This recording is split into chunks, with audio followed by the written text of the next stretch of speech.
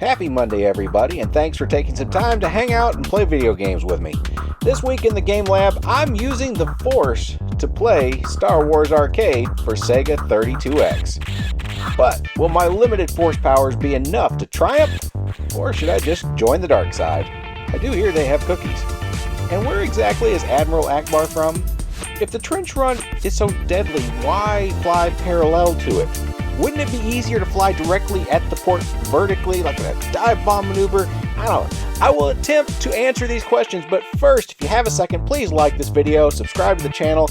I'm not monetized or anything, so your support really means a lot to me. And then, let's play some Star Wars Arcade on a console, without the option to endlessly continue. Hey girls, where's Optimus at?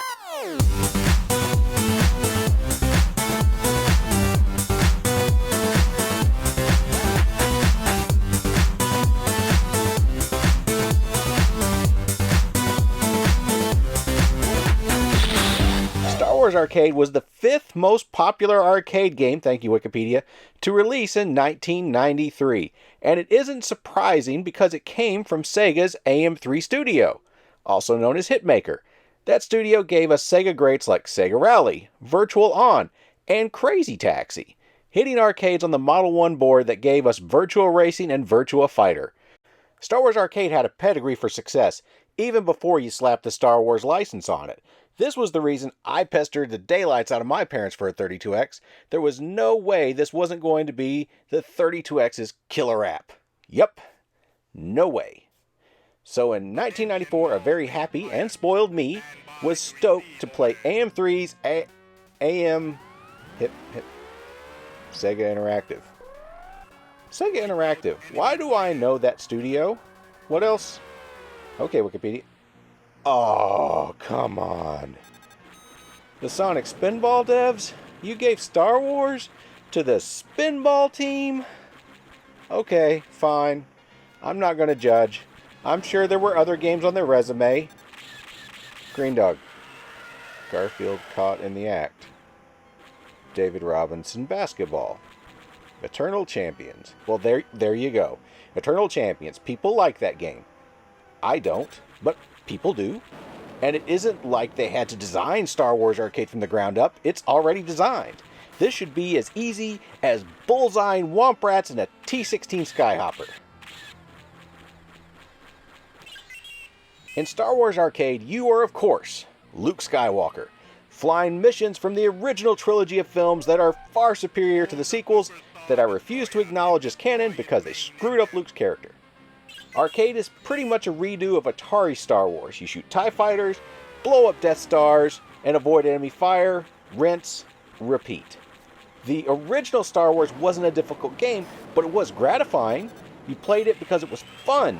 Arcade on 32X is still fun, and those components are there, but well, I don't want to jar jar all over this, so let's just start with the positive. The graphics are stunning. For an early 3D generation home port, Star Wars is pretty. Visually, it holds up better than some of the early PlayStation and Saturn games. It definitely makes the 1993 Star Fox and the FX chip look really dated. You can go third-person perspective on the fly, and the Star Destroyers and Death Stars are huge. It's really cool to see TIE fighters fly past you. The sound effects are good, and the opening theme alone is worth looping just for atmosphere in your game room. The MIDI music for most of the game is very early 90s PC, but the voice samples for R2 and Admiral Akbar are worth the price of the game alone. Though, we never hear it, the thing that Akbar says. He never says it. You'll hear Vader breathe a lot, though, because that's what happens when you lose, and that will happen so much. Okay, now it's time to get to it. The gameplay.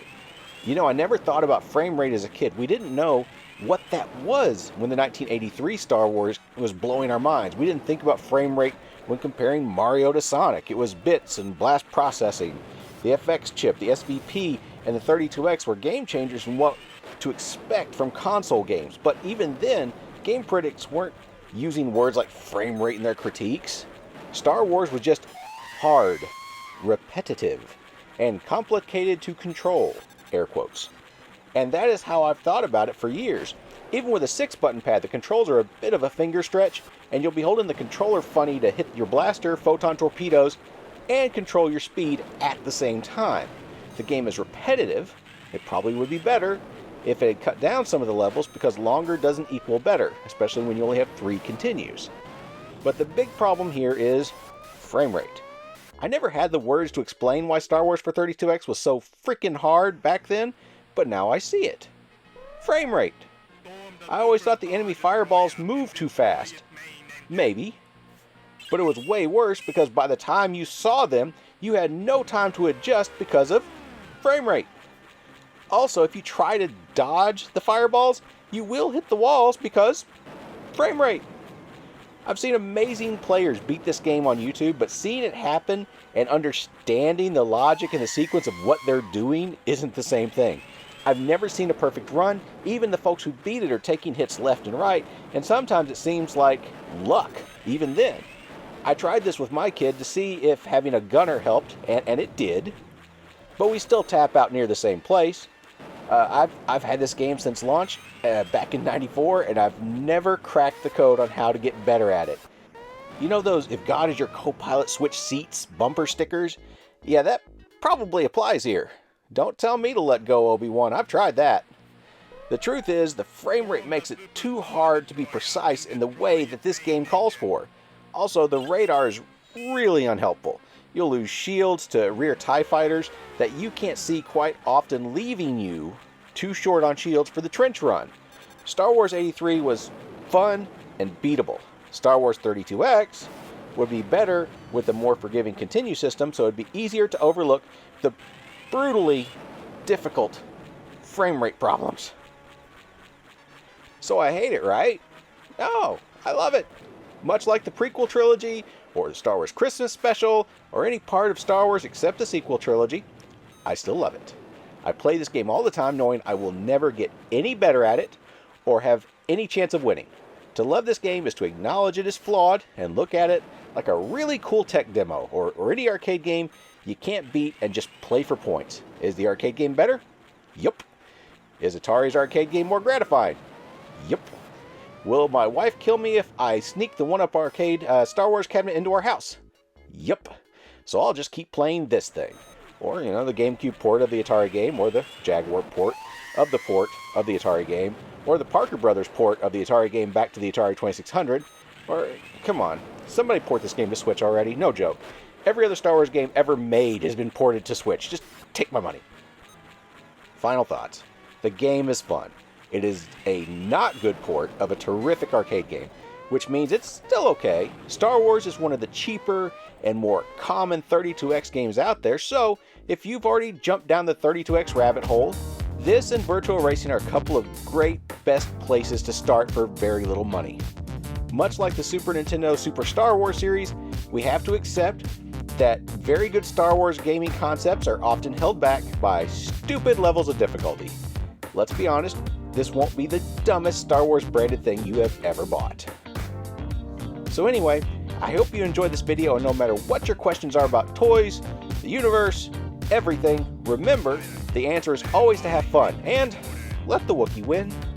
Come on, I've been trying for over 20 years, unless Akbar. The clues have been there all along. This game is, you know what I'm going to say.